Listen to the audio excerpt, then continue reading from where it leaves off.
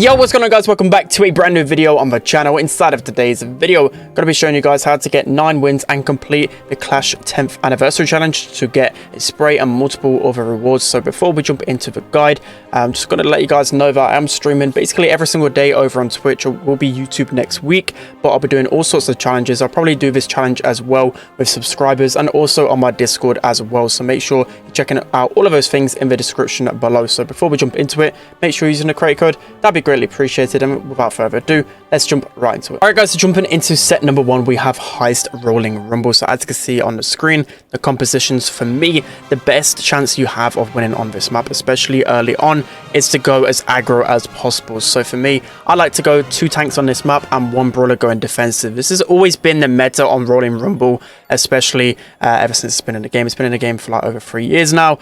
So just playing those tanks are just so good. You can constantly keep up the pressure. If the enemy's spending so much time defending, you know you're going to eventually get more damage than the enemies. So for me, I've gone for Brawl and Daryl. Brawl is going to be really strong on this map. Any type of heist map with a lot of walls, Brawl is going to be especially good because his super can obviously break through walls, but you can just get so much pressure by charging up. Daryl is the same, a lot of walls, and he's just so good on heist. You have Gale on defense. So for me, there's a couple of brawlers that you can put towards the defense, which can also still be good offensively. So Gale is one of those brawlers which just is so strong against tanks. He has that gadget, he has a super that can push into all of the walls around him. It's really hard to get past a Gale on defense if you're a tank, so that's why he's so good in the middle. And then I had Ems. Ems is a little bit weaker against the tankier brawlers, but she does possess a little bit more attacking threat. So if you don't want to spend the whole game defending, Ems can still be pretty good on attacking, especially if you break open that middle wall. She can still get a good amount of damage on the save. Also, I've got brawlers like Rico and Ruff, so you can go with a different strategy if you didn't want to go with the double aggression strategy, the likes of like one middle brawler like a Gale or an Ems. Then you could go like a nice lane brawler like Rico or Ruffs. Both brawlers obviously shoot around walls with an attack. You've got Ruffs that can break open the map, or you have Rico that can just do a lot of damage on a high save if left alone. Then you've got other options. So if you don't want to go for the likes of Brawl and Daryl, Ash can be good, especially countering those tank counters. He's pretty good at every single matchup. Really doesn't really do the most damage against the safe, but he can just roam around the middle so easily. It's going to be really hard to take down that Ash with the amount of walls on this map. Same goes for BB as well. She's not the best in the meta, but on the maps on heist with a lot of walls, she can easily dominate, especially with her bubble.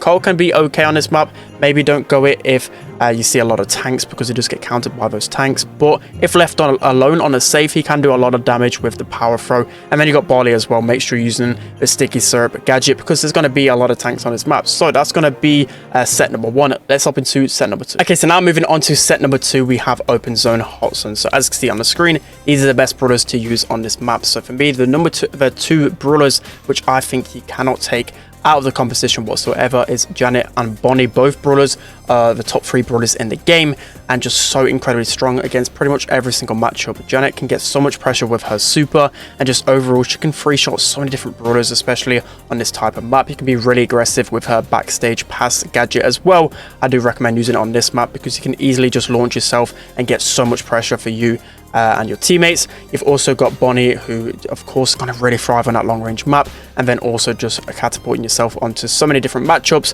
You can imagine how easy it is to play Bonnie on this map. You have Penny as well, who can easily be dominant in the middle. You've got that middle wall for the turret, which can just spray so easily. You've also got the right hand side where you can put the turret in that little pocket, so multiple places where the Penny turret can thrive. You have Bo, which of course on a hot zone is one of his best modes, just to minds being able to block off a lot of the zone. Just overall, him in 1v1s is really strong. Carl can be pretty decent. I wouldn't really say this is the best map, but Carl is good everywhere.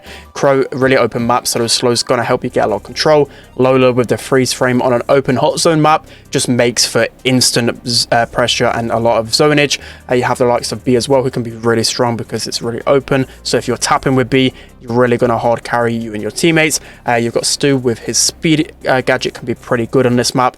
Just being able to put it behind a wall, giving you and your teammates a lot of speed. It's going to be hard for the enemies to really deal with it. So those are going to be the best brawlers for Open Zone. Let's hop into the final set. Okay, so now moving on to the third and final set, we have Royal Flush Gem Grab. So I believe this map hasn't been in rotation for a long time, or just can't remember it. It's not really the best map in the game, but it is going to be good, especially for the vision gears. So I didn't actually put it in my graphic, unfortunately, unfortunately made a little bit of an error there. So for me, especially for those middle brawlers like Jean and Bo in particular, you want the vision gear on because there's a lot of grass where the enemy can hide, so being able to scout them so easily, that's why Jean and Bo are the best two mids on this map, so make sure you're using them. The bow mines can be so good because there's quite a few places where the enemies have to walk through those mines to get to use, so obviously Bo's going to be really strong on this map. You've got Penny, which you can use as a mid or a lane. It's really up to you where you use, but Penny is definitely strong because she's not really got many brawlers that counter her, so you can definitely have a field day down the lane as well, which we were using in this gameplay. The likes of Cole can just be insanely good. You can't think of many brawlers in the game right now that can counter Cole completely the whole game, so just being able to use his gadget just to catapult himself onto the gem carrier, you can game change so much with Cole. It's absolutely insane. So Crow as well, going to be pretty good. He's always been good when it comes down to gem grab. You have Leon, especially on a map like this, being able to use a gadget to get into the grass, or also not even get in the grass, just cause a lot of confusion for the enemy, can be pretty good overall. I've already mentioned Jean, and you also have Squeak, which of course with his gadget and just the way the map kind of designed, it's pretty easy to get a lot of control with Squeak. So those are going to be the best brawlers for set number 4. Alright guys, it's going to be it for today's video. I hope you enjoyed this one. So it should be a straightforward challenge. Only 9 wins needed. I believe it's 4 losses as well. So it shouldn't be too difficult. As I said, I will be doing this challenge with lucky 2 people over on my Discord. So make sure you're joining that one. And then I may also do it on stream tomorrow as well. Still need to decide whether I'm doing that. But we'll be starting to do these type of challenges with you guys a lot more. Used to do it a lot more in the past, and you guys seem to love it, so I'm definitely going to bring it back. But let me know what type of videos you want to see in the future. I'm looking to do a lot of longer form videos. You guys really seem to enjoy that, so kind of want to move over to that content. But yeah, that's going to be it for today's video, guys. Hope you enjoyed this one. Don't forget to like, comment, and subscribe. See you guys next time.